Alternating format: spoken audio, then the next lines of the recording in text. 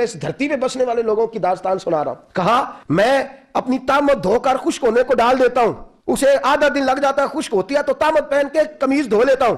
حضرت عمر فاروق کی گردن جھک گئی. حضرت عمر فاروق رضی اللہ تعالیٰ عنہ مدینے کی گلی سے گزر رہے ہیں, امیر المومنین ہیں, مدینے کی گلی سے گزر رہے ہیں. ایک گھر کے اندر سے بچیوں کے رونے کی آواز آئی, اور بچی اپنی ماں سے کیا کہتی ہے, کہتی ہے اماں ابو بکر تو اب انتقال کر گئے. حضرت عمر کا پہلے دن ہے خلافت کا, اب ہمارا کیا بنے گا, ابو بکر تو وصال کر گئے. حضرت عمر فاروق رضی اللہ تعالیٰ عنہ نے رونے کی آواز سنی, دروازے پہ دستک دی, کہا بیٹو کیا بات ہے. تو بچیاں کہنے لگیں عمر ہمارے ابا جی, ہماری 10-15 بکریاں ہیں, تمہارے والد صاحب ان کا دودھ دھو کے بیچا کرتے تھے. جس دن ابا جی فوت ہوئے تو اس دن سے لے کر ابو بکر صدیق روز عصر کے بعد آیا کرتے تھے, ہماری بکریوں کا دودھ دھو کے دیتے تھے, کچھ ہم پیتی تھی, کچھ بیچ لیتی تھی, گزارا چلتا تھا. جس دن ابو بکر صدیق خلیفہ بنے تو ہم نے جا کے کہا ابو بکر اب کون دودھ دھوئے گا. تو سیدنا صدیق اکبر رضی اللہ تعالیٰ عنہ نے فرمایا بیٹے پہلے تو میں مرضی سے خدمت کرتا تھا, اب تو مصطفیٰ کی امت کی نوکری میری ڈیوٹی بن گئی ہے, تو میں آؤں گا.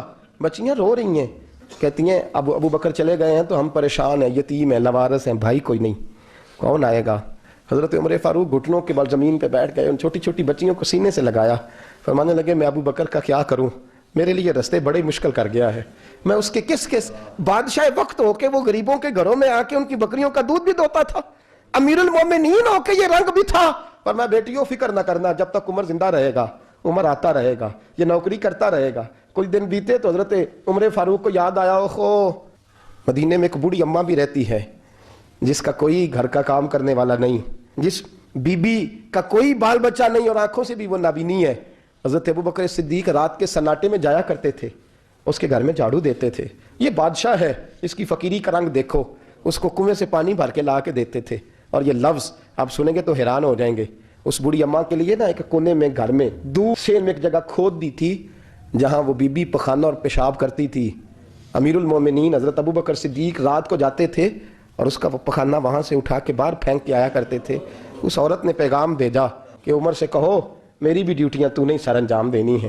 عمر فاروق ساری رات کام کرتے, سناٹا گہرا ہوتا تو جھاڑو دبایا بغل میں, اور عمر فاروق نکلے ہوئے, اس بی بی کے گھر میں جھاڑو دیا جا رہا ہے.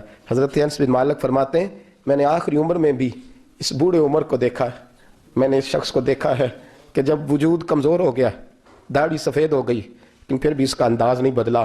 اس نے ساری زندگی بادشاہی میں فقیری کر کے گزار دی, یہ پھر بھی کسی کے گھر میں جھاڑو دیتا ہے, کسی کی بکریوں کا دودھ دھوتا ہے, یہ کسی غریب میرے دوست یہ. اور جب سیدنا فاروق اعظم رضی اللہ تعالیٰ عنہ خطبہ دینے بیٹھتے ہیں تو کپڑے پھٹے ہیں, پیبند لگے ہیں, مزاج سادہ ہے, بڑا مال آیا ہے, بڑا مال, لیکن تقسیم کر دیا.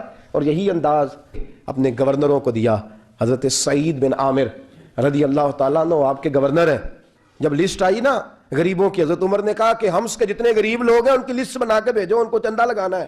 17ویں 18ویں نمبر پر حضرت سعید بن عامر کا نام بھی آ گیا, گورنر صاحب کا. تو حضرت عمر نے سوچا شاید کوئی اور سعید بن عامر ہے, فرمانے لگے یہ کون ہے, کہ ڈیوٹی لگائی تو اس سے کہنے لگے یہ سعید کون ہے, تو کہا حضرت جی ہمارے صوبے کا گورنر. تو فرمایا اس کی لسٹ فقیروں میں, کہ یہ میں فرشتوں کی کہانیاں نہیں سنا رہا آپ کو, میں آپ کو جنات کی عالم بالا کی باتیں نہیں, اس دھرتی پہ بسنے والے, اس دھرتی پہ وقت گزارنے والے میرے رسول پاک کے تیار کردہ ہیروں کی باتیں عرض کر رہا ہوں. اپنی مٹی پہ چلنے کا سلیقہ سیکھو, کسی کے سنگ مر پہ چلو گے تو پھسل جاؤ گے.